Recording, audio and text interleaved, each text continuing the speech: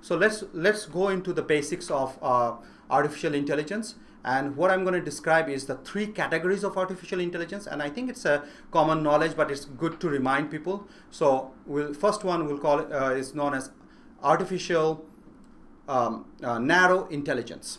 So narrow intelligence is actually where the machine intelligence for a specific task is greater or equal to the human efficiency. A specific task. So if you think about it, self-driving car or autonomous car is a one specific task. It just drives, and hopefully it will cause less. The statistic has shown that over 90% of the crash are human error. So hopefully it will help reduce those. So obviously, if it can drive, that's the journey we're going towards. Self-driving car will reduce human errors and accidents. That would mean that specific task would be greater or equal to the human efficiency of driving, only driving, not anything else. That it will be classified as a narrow intelligence. Another example of that would be your Siri that does a certain thing, or some bots that responds to you. These are all about very narrow specific. The next level is called artificial general intelligence, and general intelligence is where for any task, the machine intelligence is going to be greater or equal to human intelligence. We're not there. It's going, some work are going over there, but it's getting on that. You might have seen that robot Sophie recently on the news. That can answer all sorts of questions, humor to everything. So where you are beginning to see that it can do all sorts of tasks, greater or equal to. It's not there yet as greater or equal to, but it's heading towards that. That's the whole idea of artificial general intelligence. Obviously, after that comes artificial super intelligence. This is where machine intelligence for every task is going to be greater than human intelligence. This is where the society is concerned about. This is where all the discussion about ethics. Should artificial intelligence have ethics? Should operating system for artificial intelligence of ethics? Should we have a governance as to what and what not? So this is where we are worried about of the future, but there's a long way. I think today and for a long time you will see the role of artificial narrow intelligence playing more and more critical role in your daily life, whether it's from self-driving car to the vacuum cleaner in your home to virtual personal assistants that is getting better and better. So this is where we're going to go into that. Now let's zoom into what artificial intelligence is. So all those are different categories of artificial intelligence, but what is artificial intelligence? If you look at it, there's a family of artificial intelligence. A lot of words have been, lot has been said about it. So all I'm trying to do is very simplify it in a very simple way. If you look at within artificial intelligence, we talk about machine learning.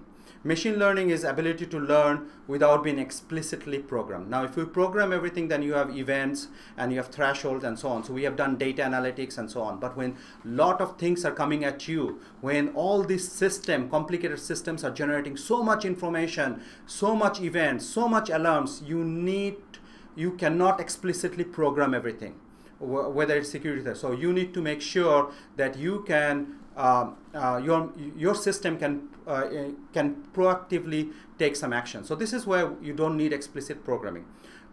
Then it comes neural networks, and this is basically mimicking the human brain and neurons. So basically, if you look at in a nutshell, there are different neurons that picks up different things, and each are different neurons, and then you put it all together and you make sense out of it.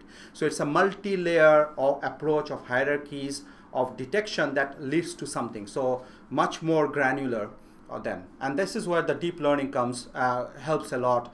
Basically helps you to learn about patterns because you are looking at the images. And this is, if you think about it, things like a lot of you might have used photos, recognition of photos and giving them names.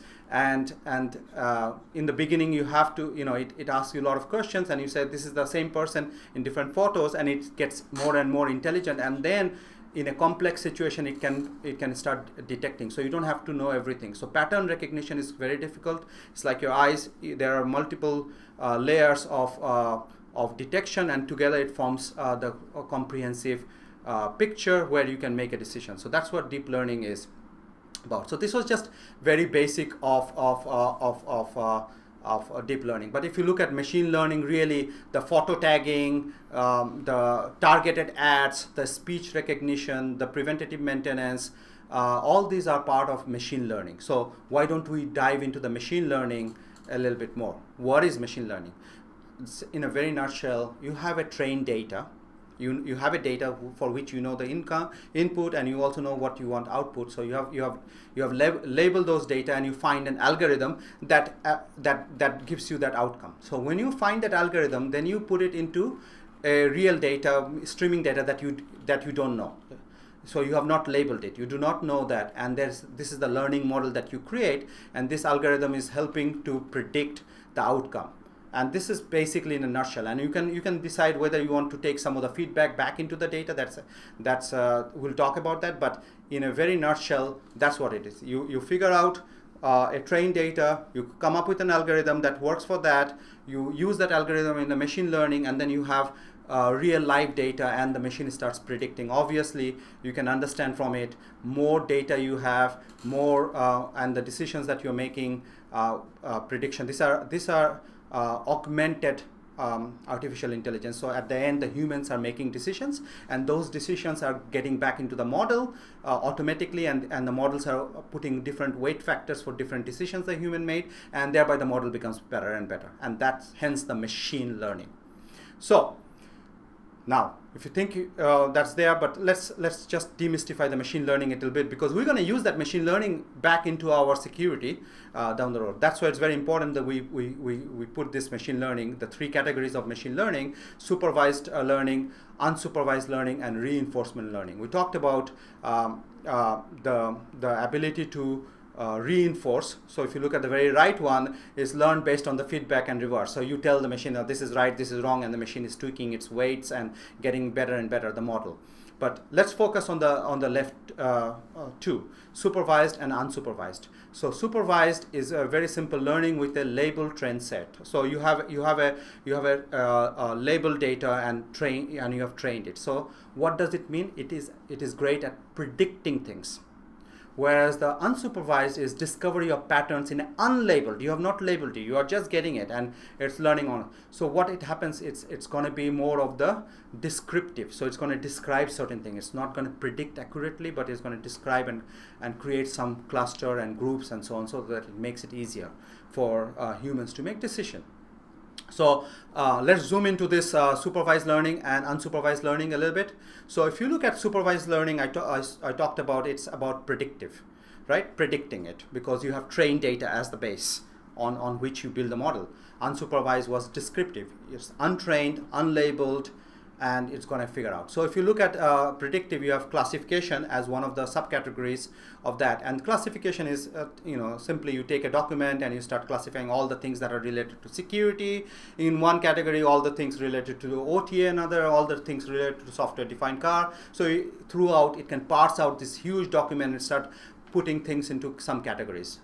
It's great benefit in classifying things of large amount of data. Don't think about document only, but think about tons and tons of data. Remember, a autonomous vehicle if you look at the amount of data it collects, anywhere between 4 terabytes and more per hour is generated through computer vision, LiDAR, radar, and so on. So categorizing them into different segments could be of great help. Regression, this is very well known and has been used in financial industries and other places. You have lots of data. You find you find an equation. You find that fits that data, that describes those data as best as it can. And if you have that, then you can use that algorithms and that equation to predict some of the future. So that's regression analysis has been out there for a long time. But what is interesting in this case is, unlike the analytics regression, here the weight factors are adjusted by itself based on what kind of decisions are being made.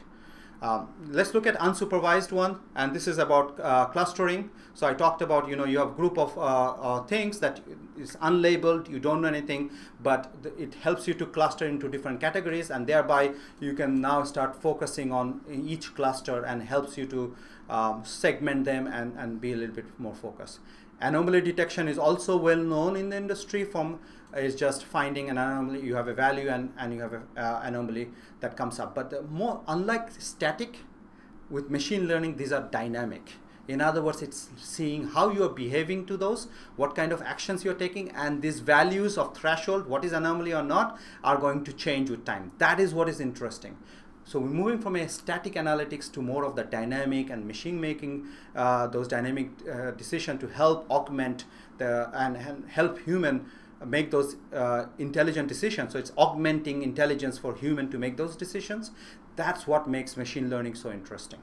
Now, just a very quick word, since we talked about machine learning, obviously on media and everywhere, there's a lot of talk around deep learning, right? So let's basically, I think I described it very clearly.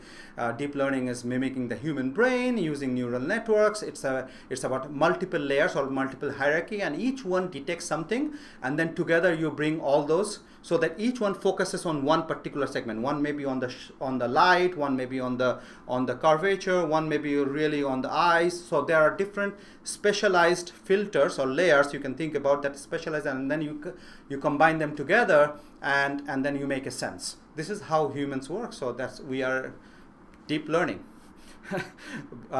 technique. So in summary, in very short, machine learning and deep learning is basically where it learns by itself, and there are multiple layers. So what you see in the deep learning, there are more filters, more and more filters, and it's able to predict between what it is. More data it comes, more decision you make, deep learnings get better. Whereas in the machine learning, you have either labeled data for prediction or unlabeled for clustering and so on, unsupervised. So this is a very short description of the AI.